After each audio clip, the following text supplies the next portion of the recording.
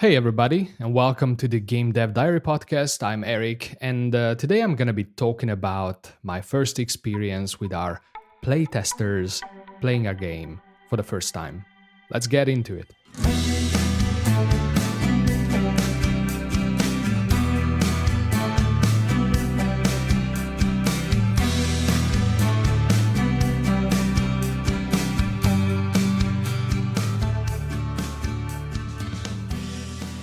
So, in case you're new here, my name is Eric, and I'm somebody who is transitioning from traditional software development, from the corporate world, basically, into game development for a while.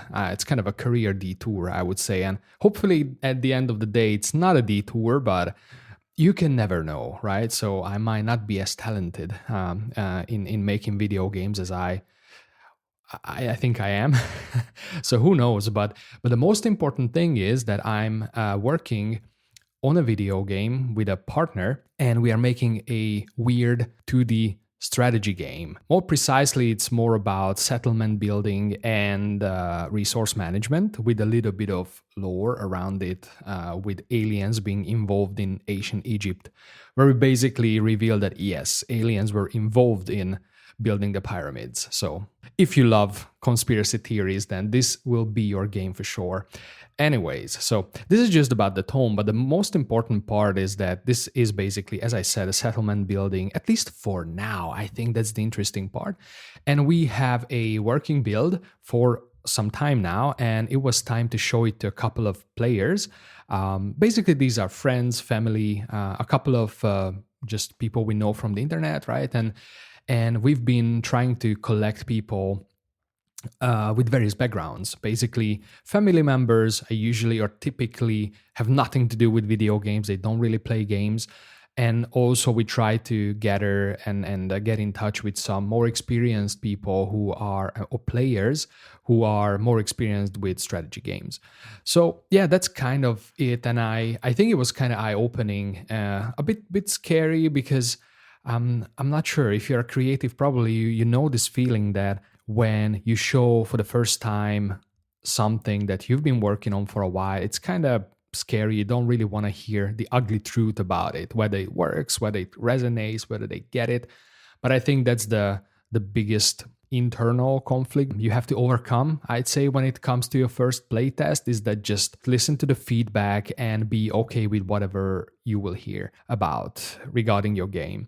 Okay, so yeah, so we collected and basically got in touch with people with multiple backgrounds, which was good. And we conducted these in person remotely, obviously with friends and some family members. It was easy to do it in person. So basically we had our laptops and we had our Unity build. Actually, with the family members, I just opened up Unity and let them play it straight from Unity. But we also created a Windows build that we could send remotely to other people. So that's how we did it. So in person was simpler, but we also did it through Zoom and Google Meet, whatever. So for the remote ones, I just sent it right before the playtest because I didn't want them to actually start experimenting with the game without me. I think that's an important one, right? So that might be something you want to be mindful of, that and this is also UX trick, right? So like if you have done in the past user experience research or software research, or you did guided testing with users, then I think this is something that you want to keep doing. So that's just an advice from me. You don't have to take it, but I think it works that, you know, if you send out your build, then don't let them experiment with the game on their own, because especially early on, you want to probably see all of it, right? You want to see their first interactions with the game as well, because that is meaningful information for you as well. So I found it super helpful and super good also in this case, in case of video games. So it's no different from any type of software, in my opinion.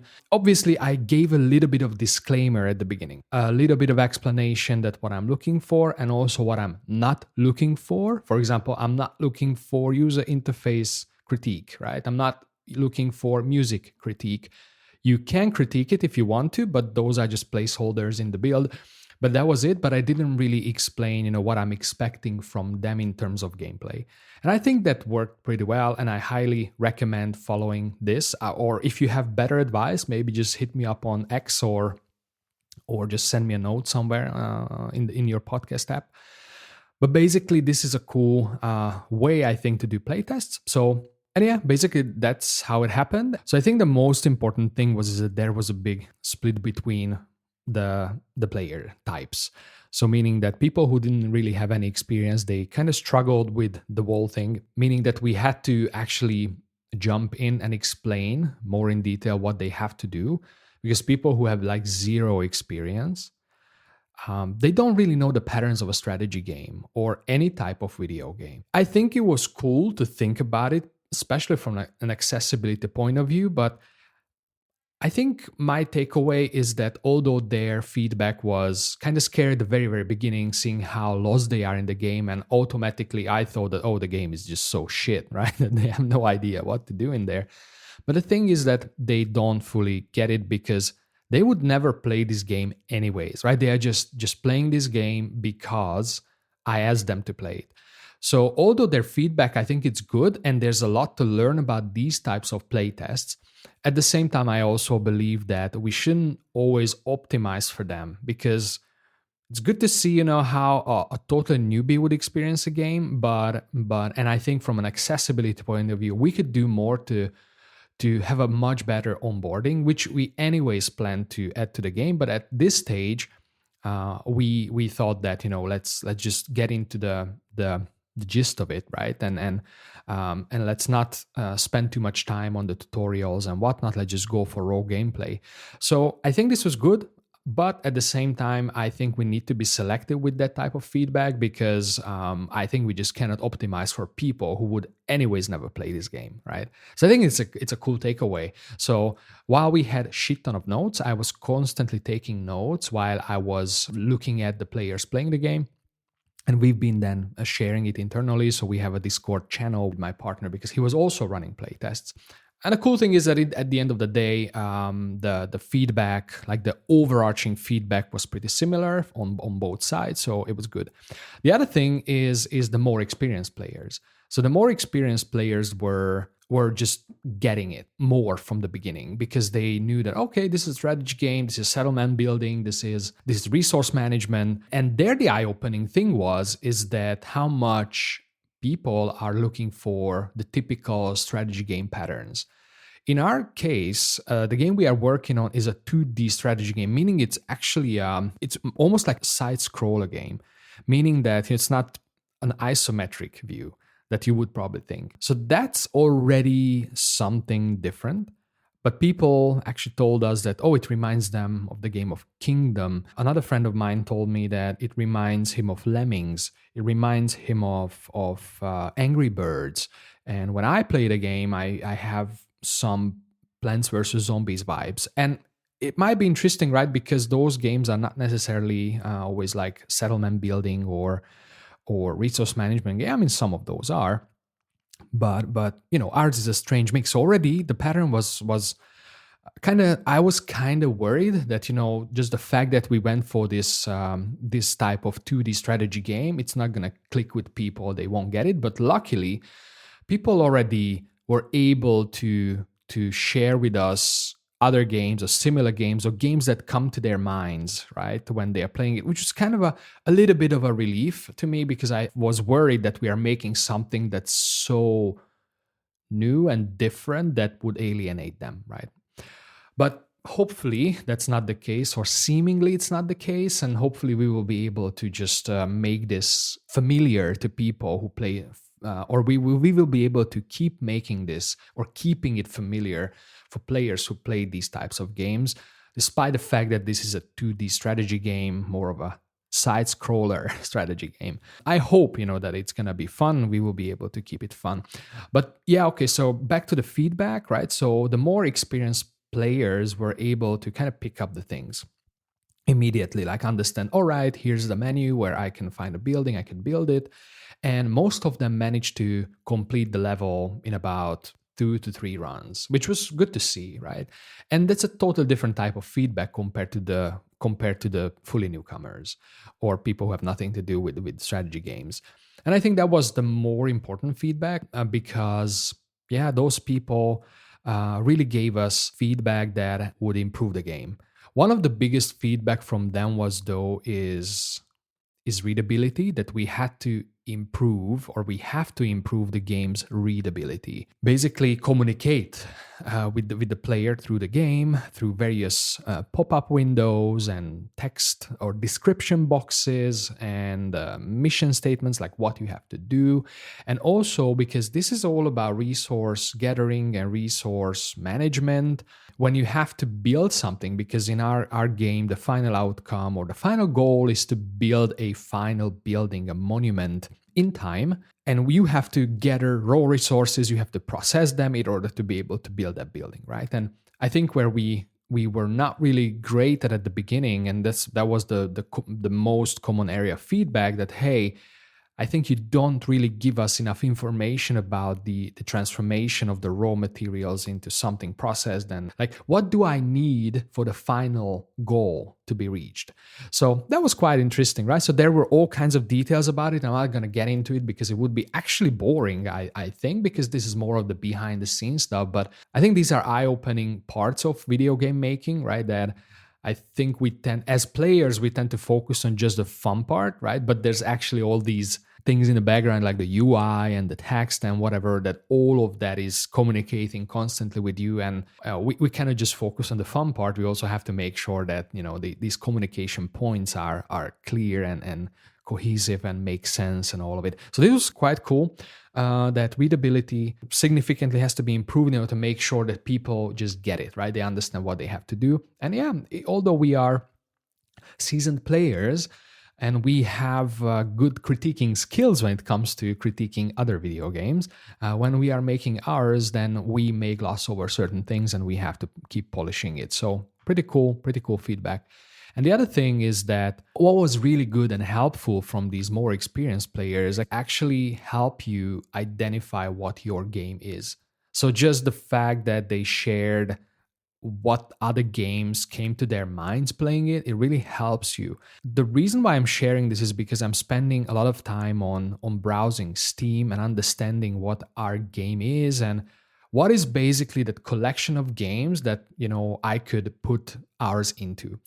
Meaning that, it wouldn't look weird. Because, for example, there might be a game, Resident Evil, and if somebody's looking for a game like Resident Evil, I don't want our game, Cosmic Builders working title, to show up or pop up next to Resident Evil because it has absolutely nothing to do with it. So, but at the same time, now we are living in a time when there's so many niches, meaning that back in the day, we just had FPS, we had strategy game and adventure games and like point and click adventures, and then you had racing games, and like the genres were kind of high level back in the day, like 20 years ago, I would say.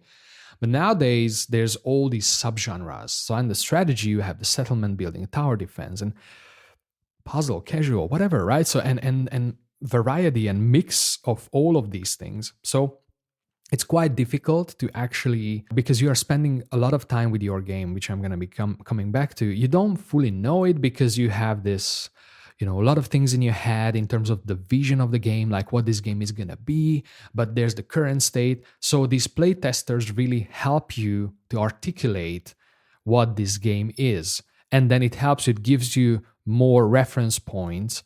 And when you will put your game on Steam and you have to start tagging it and figuring out its category and genre, subgenre, all of it, its description, then I think it's super, super helpful if you maintain this ongoing dialogue with players about your game, because they will help you describe it, which is really, really good. So the other thing that was kind of eye-opening is the fact that you as developer, although it's a small demo, probably you have spent a lot of time making this game already, meaning that you figured out how the level should work, what are the best tactics, and then you just get used to it because you work on this game for weeks and then you just know it inside out and you get extremely biased. So this might be obvious for most of the developers, right? I'm just at the beginning of this journey, so that's why I'm making a diary about it, a diary entry about it. But yeah, so basically we spend so much time on that very same level. We know it inside out and we are biased. So I get in and I just complete the level without any obstacle. So I basically start to actually not see the problems with it, right? So all those readability issues, for example, that I talked about, right? I it doesn't even, or they don't bother me, because I know I just got used to the shitty UI, the unfinished UI, and the bad text, right? I just got used to it because I designed the level. So I know how to complete it. So I could disregard all the not working parts that another player would actually need to work, right? So since we are so biased, we are not really seeing the game anymore realistically, I would say. So that's why it's kind of eye opening, right? That's why I'm using this word, that the moment you give it even to an experienced player, you just see that, oh, it's one thing that I know how this level needs to be finished, but can a total newcomer who hasn't spent a single minute on this game, who's just brand new to it, would that person be able to figure out what needs to be done? And the answer is, well, it was a yes, luckily. So I would classify this as a positive. So overall, the playtest was a positive thing. So meaning that people were able to finish the levels, but obviously I was able to also observe and witness their frustration with it sometimes. When the information was simply not enough for them, or they didn't really get the tactic, that is needed to actually complete the level in time. So that was quite cool. I think that's, when people are talking about, oh, you need playtesters, playtest, keep playtesting. The thing that sometimes annoys me about these X or Twitter advices, right? When people just keep playtesting, but you don't really know why, right? When you're a newcomer, you don't really get it. People just tell you to do this, but this is the real thing. The reason why you need playtests is because you spend so much time on your game that you are not really seeing it anymore realistically. You're not seeing it through the eyes of the player because you just know it inside out. You're totally biased, and you basically use your ability to empathize with the player because, and that's it. So that's why you have to share it. And the other last thing was an interesting learning, that because of this 2D game and we were just playing, the two of us, this game for quite some time, we started to add some gimmicky capabilities because we thought that it would clarify the game. It would, for example, when you allocate a worker to a workplace, so they could start refining raw materials, then it would be clear, visually speaking, who is working where and where they belong to right now, which is the workplace that they are focusing on at a certain point in time. And some of these just did not click with people, right? Because those were not following the general strategy game patterns. It was something novel. I thought it makes sense. And I think that's one of the interesting parts, is that probably if I would do a game only by myself, I would never do a strategy game because I'm not gravitating primarily towards the strategy genre. I loved strategy games when I was a kid. I played them. I just kind of abandoned them, and because of my art, I always saw myself creating some kind of side scroller, not necessarily a platformer, but more like adventure games, detective games, or even maybe some isometric RPG, like whatever. But the thing is that because of those shortcomings that we have, or just simply the nature, although my partner is pretty experienced in strategy games, but not really in 2D strategy, right? Because that's kind of a niche, I'd say. We added some stuff to it that just regular strategy game players don't really find helpful or confused them. And I think that's also cool that at the end of the day, after this playtest, you might need to let go some of these precious ideas that you added to the game, and you spent already time on implementing this, right? Looking at my partner, so basically he worked a lot on implementing these things that he just had to throw out, and right after the playtest, he just started to rewrite some of these mechanics and throw them out and refine them. So that's kind of it, right? That you have to be prepared for throwing away some of the work you put in, unfortunately. So that was really humbling, and I believe it was really helpful. And now I have some real hands-on experience with playtests. Finally, I hope that this is helpful for you as well. It gives you a little bit of perspective if you're thinking of starting. And honestly, I was a little bit on the fence about doing this. So at least in my head, I thought, oh, maybe it's too early. Maybe the game should be in a much better state. Oh, it should be the perfect demo ready, right? But you actually cannot do a perfect demo without showing it to players. That's just the biggest lesson learned, right? So don't, because yeah, we perfectionists, and unfortunately, I'm a perfectionist, and that's actually a curse. It's not an advantage in most of the cases.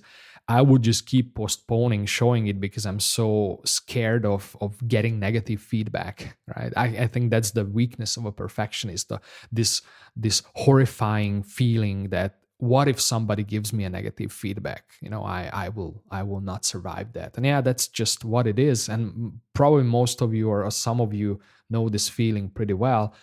So, but it's, although the demo, because, and maybe one thing about it, I hate to give these disclaimers to people, right? When I feel like I have to explain, yeah, please disregard this, please disregard that, but it just annoys me, right? I hate that thing, but I have to do it, and you just have to go through it, and then just show it in its current form, whatever it is.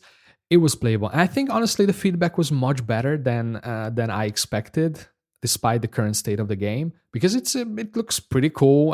It plays, right. It's you can clearly tell it's unfinished. But yeah, the most important is that you have to actually make this as a co-creation and not just you on your own sit in your room. I learned this now because I thought, how cool would it be that, secretly in my lab, I just work on the perfect game and I release it and it's all blue sky, it just works and everybody's shocked and the world is like celebrating us, that, oh my God, what a wonderful game. And it was kept under wraps and what a big surprise.